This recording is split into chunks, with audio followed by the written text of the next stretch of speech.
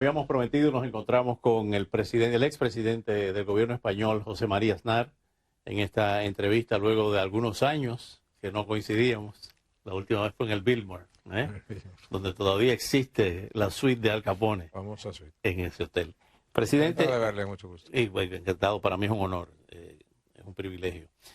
Presidente, evidentemente estamos en un mundo, ustedes lo acaban de describir en el foro, lleno de complejidades, de variables o factores concurrentes en el mundo de hoy. Vamos a empezar por la parte noticiosa de la guerra de Ucrania. ¿Cómo ha afectado a la comunidad europea? ¿Cómo ha afectado a España? ¿Y cómo cree que puede afectar a Latinoamérica, en el caso nuestro, a Hispanoamérica, en una situación tan difícil y tan amenazante? Bueno, esta guerra cambia las circunstancias del mundo completamente. Es la primera guerra por invasión de un país y ruptura de la soberanía de un país que se produce en Europa después de la Segunda Guerra Mundial. Es una guerra que se produce después de la terminación de la Guerra Fría y es una guerra que se produce en medio de dos circunstancias muy importantes. Una es que el mundo ha sufrido una pandemia muy dolorosa, muy extensa y muy cruel, donde millones de personas han muerto. Y la segunda es en pleno proceso de una revolución tecnológica que no tiene parangón en la historia de la humanidad por su carácter disruptivo y por su velocidad, y que realmente es extraordinariamente importante. En ese contexto se produce lo que significa la crisis de la globalización. La crisis de la globalización y es la crisis también del mundo del orden liberal, liderado por los Estados Unidos. Se produce la invasión de Ucrania, que produce unas consecuencias devastadoras para el orden europeo, que obliga a reaccionar a Europa, que ha reaccionado bien, que obliga a reaccionar a la OTAN, que se ha reforzado y ha reaccionado bien, que obliga a que los Estados Unidos tengan que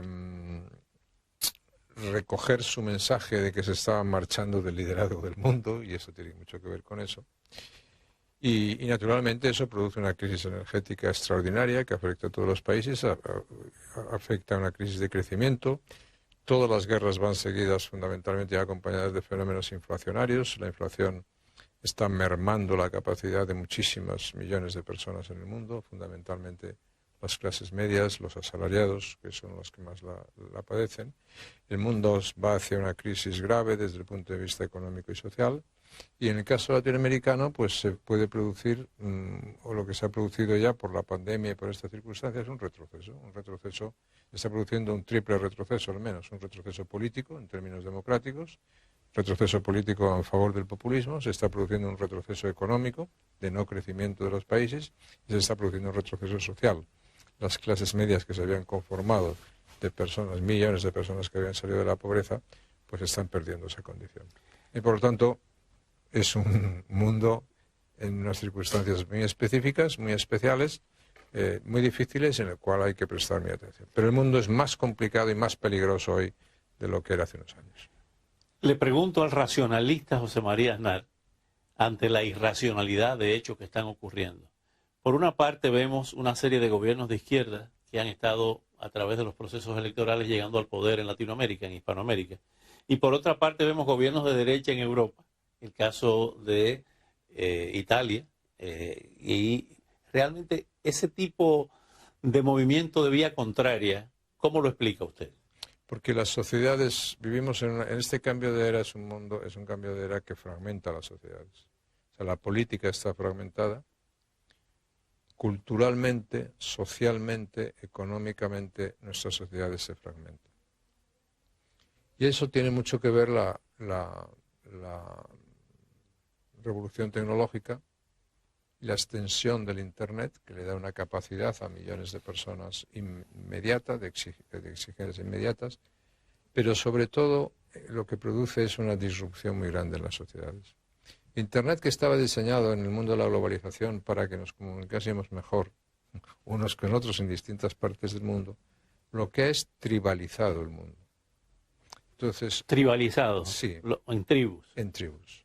Entonces, las personas ahora tienen tendencia en todos los países a hablar con los suyos, pero no con los demás.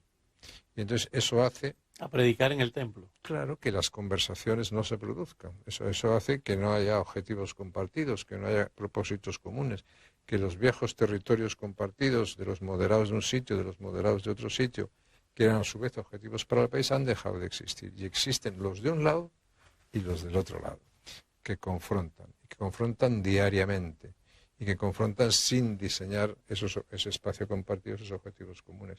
Eso debilita a los países, eso debilita también las instituciones y eso supone una fuente de problemas también en el mundo muy grande. Pero ese es un fenómeno de carácter general, que tiene su origen también en el carácter disruptivo de esta revolución que estamos viviendo, ¿no? Desapareció el viejo orden, el viejo discurso de jacobinos y girondinos que nace con la Revolución Francesa de izquierda y derecha.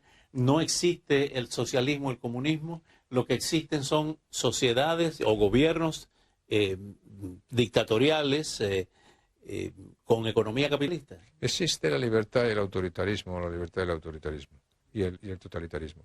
Eso es lo que existe. Cuando esos viejos derechos de derecha a izquierda todavía siguen cubriendo, ¿no? Y uno de los fenómenos más interesantes que estamos viviendo en este momento es que la política ha vuelto en su estado más puro. La política ha vuelto al mundo. Y ha vuelto al mundo en un momento en el cual la escasez de liderazgos y de dirigentes políticos es extraordinaria.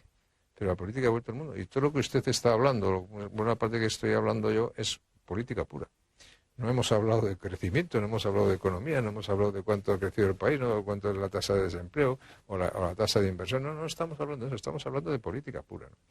Y la política pura, como siempre la política necesita intentar buscar a los mejores. Y desde ese punto de vista, el mundo de hoy no vive su mejor momento, ¿no? Hay muchos líderes oportunistas que quieren estar por estar y muy poco espacio para tener una idea de los países que se quieren construir. ¿Cómo explica el presidente José María Aznar la polarización que estamos viviendo? Por este fenómeno, porque eso, la expansión de las redes sociales, la expansión de ese mundo, lo que hace es separarse, es fragmentar. Y entonces uno encuentra acomodo en los que piensan como él, pero no le interesa saber lo que piensan otros. Y eso dificulta la conversación democrática de una manera muy grande. Por eso los populistas aprovechan de todo eso, ¿no? Y lo primero que hacen es llegar, y al llegar cuestionar el sistema democrático que les permite llegar, es lo primero que cuestionan. ¿Hay populismo en los Estados Unidos? Hay populismo en los Estados Unidos, lo ha habido y lo ha habido muy fuerte, ¿no? Y sobre ¿Lo todo, pensó usted décadas atrás? ¿Que podía llegar a Estados Unidos el populismo? Podía llegar, porque ese peligro siempre existe, pero uno piensa que los países que tienen instituciones muy fuertes, los Estados Unidos las tienen, pues siempre se puede vacunar contra eso, ¿no? Pero yo creo que estamos viviendo momentos desde hace algunas décadas muy complicados, ¿no? Si los Estados Unidos, que es el país más importante, más poderoso y líder del mundo, mandan el mensaje de que se retiran, pues evidentemente eso produce unas consecuencias políticas muy difíciles de absorber para muchas partes del mundo.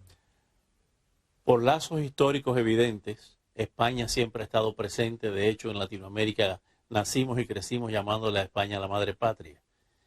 ¿Se sienten ustedes desplazados, cuando digo ustedes como pueblo español, ante la presencia de China y la penetración de potencias extracontinentales? No.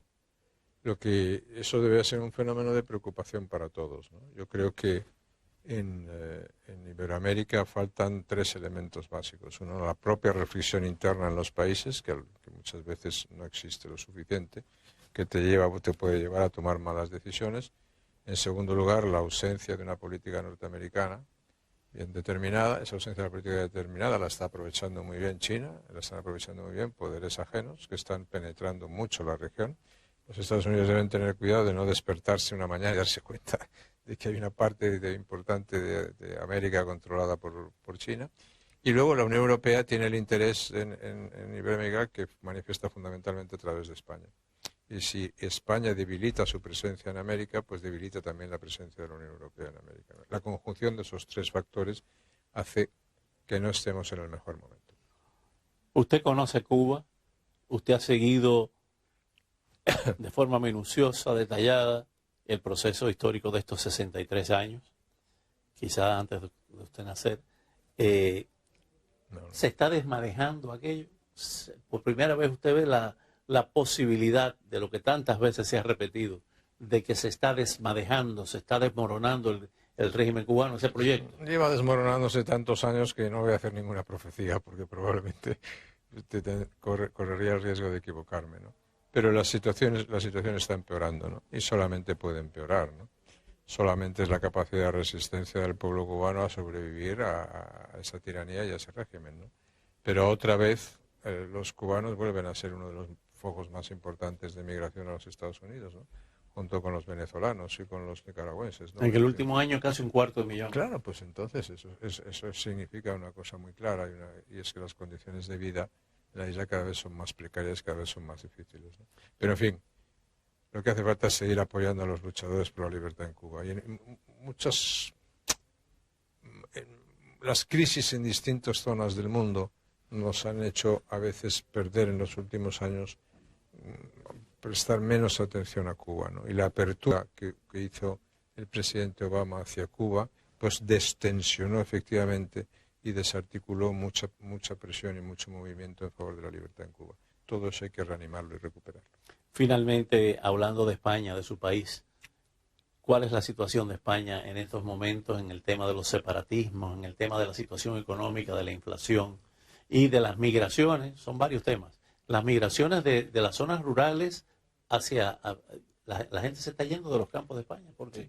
Bueno, digamos que España tiene mucho que hacer por delante, ¿no?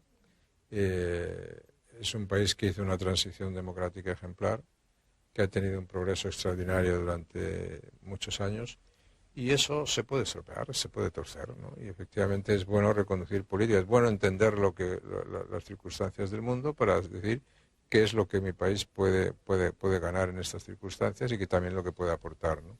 España yo creo que tiene un futuro posible, que tiene un futuro brillante, y lo que le hace falta es un cambio político lo más urgente posible. ¿Vuelve el PP al poder? Yo espero que en las próximas elecciones, estoy convencido que en las próximas elecciones España tendrá un nuevo presidente y tendrá unas nuevas políticas. ¿Quién será el candidato? ¿Feijóo? El candidato será Alberto Núñez Feijóo. Sí. Y el presidente yo espero que se llame Alberto Núñez Feijóo. ¿El presidente se llame? Alberto Núñez Feijóo también. Alberto Núñez Feijóo. Espero que sí. Gracias, presidente. Encantado. Siempre es un placer. Muchísimas gracias. Muchas gracias por estar.